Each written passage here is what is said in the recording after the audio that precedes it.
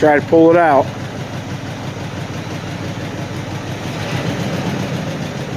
See if it'll go in gear. Sound like it did. See if it'll accelerate. Straighten it up. Straighten. Whoa. Okay, yeah, you're good. Come on back. Yeah, you're fine. Just keep it straight. Keep it straight. You're okay. Yeah, come on out. Yeah, you're fine over here. You're good. Come on, a little bit more. A little bit more. That's good enough right there.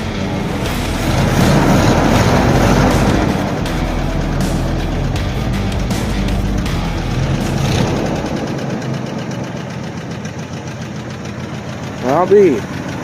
Went into gear, came out, and did you use the brakes? No. Nope, just cruised and stopped. Huh? Take a look at it back here.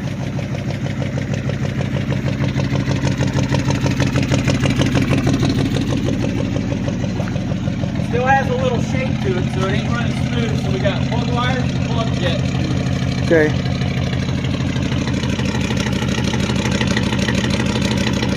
Sitting since 1983, I'd say that's pretty darn good. I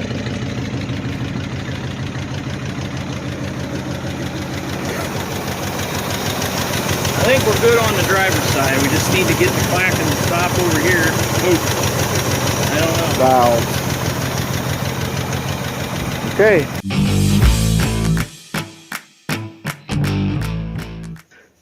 Okay, we're back here with the truck. We've had it running for about 2 hours now.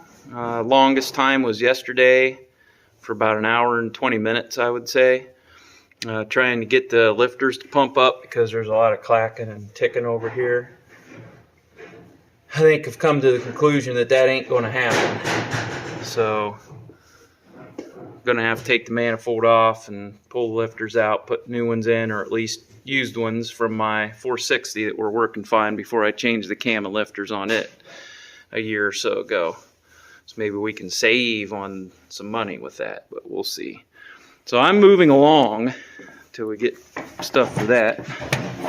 The dash stuff. Don't have any real power to the dash. Nothing comes on. The oil pressure does work. I did, however, though, yesterday when it was running, it just kind of had no oil pressure all of a sudden. I figured it was the oil pressure sender, which is, it's back there. It's new. You can kind of sort of see it. Nice little yellowish brassy looking thing. That did fix it. That's all it was. That's the old one. Junk. Quit working. Had to take the carburetor off and get a short 9/16 wrench under there, and just kind of couldn't move it very far each time I did it, but it come off, and it took 2 seconds to put the new one on. So now, moving forward here to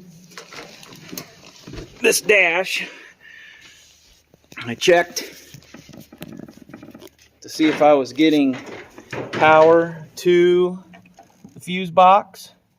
Turns out we are. All those areas where there's fuse, there is power when there's needing to be. So I'm guessing it's from wherever the fuse box, where the stuff comes out of the fuse box, goes up to this dash. Maybe that's an issue. I don't know. I'm going to look. Somebody's already been in here, the way the bolts come out, and these two bolts weren't even in here, screws. But there's just screws in here. Got to take off the lights and the washer knobs, and technically then this will come off here, and you do have to separate that light that goes in here. You just squeeze those two prongs together and it just comes out of there. And this vent should have been hooked up to it too for your, I don't know, heater or whatever, but somebody already disconnected that and didn't hook it back up. So that's what we got. Now I'm taking these screws out right here and right down here so I can take this whole dash out, and it's plugged in back there, and we'll just have to take a look and see what's going on.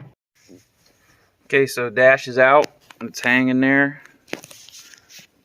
by the harness that plugs everything in so it works. This here's a speedometer cable. It's right here. I don't even think it was hooked up because it come right off. So I'm gonna start troubleshooting. Let's see here. There's the fuse box way down there by my foot down here. More wiring, just a lot of wiring. Nothing like horrendous, but things to look at. Okay, I'm actually in my house where it's not 29 degrees, and I've just brought the dash in. I took the plexi off of it. Just take these little clips out. They just come out. I just used a knife. They just pry out.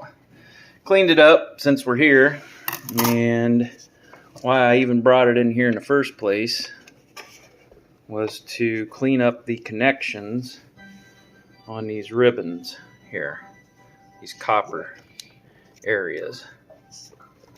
Just twist them, pull them out, and there's those little copper areas. I think they're corroded is all, because when I push on them, half the dash will light up. So I'm going to clean the tabs on here, both sides, and clean that on all this. Those three and those three, and that one up there will hopefully work. Seems some of these ribbon lines see through here kind of might need connection through here to continue on. I'm guessing, I don't know, but that's the plan, and hopefully it'll work. Okay, I got it all cleaned up, and we are done as far as it goes on the back here. These things are kind of brittle, as you can see. They break, just come right off there. But I taped that down and that down because this stuff was broke under there. It won't hold it down tight, but I think so long as it keeps on the ribbon, it should work. And I took the plexi off of here by taking these tabs out. They're just little tabs on the back. Just push them out or get something underneath and pry them out. They come out pretty easy. I cleaned them all up before I put them back in there all rusty. Cleaned the inside of the dash a little bit, and we're going to go put it in, see if it works now. At least better. Okay, we're back here in the truck. I just have the dash laying in there. Everything's hooked back up. I did test it, so everything should work. But we went from nothing happening at all to, if I pull these, they turn on. Of course, they don't flash because there's no bulbs that are good outside on the truck. But that works, and then all of it works. That's a little bright there, but as you can tell, everything turns on now. Bingo. Bad connections everywhere, and I had to troubleshoot some things I'll show you here in a second. Okay, so what I had to do to make it work is I put, where's my finger? Put a nut on top of there, put a little piece of wire and bent it to hold that down, because the plastic, this plastic is brittle and it just is gone, so it doesn't hold it down on there. So it's like a little retention or pushing down, so that works. And I did the same over here as well, as you can tell. I just took that little bolt up that holds that voltage regulator thing on, I made another tension wire, and then I taped that one so it wouldn't unscrew off and out. And it works. Doesn't interfere with anything. Everything should be good. So we'll put this back together in a little bit, but I still have some wiring issues I want to check. Get that radio. There's something down here that I took out, some kind of boom system deal that's ridiculous. So I gotta get rid of all that junk wire that's probably in the back of that radio. other than that, we'll keep on trucking.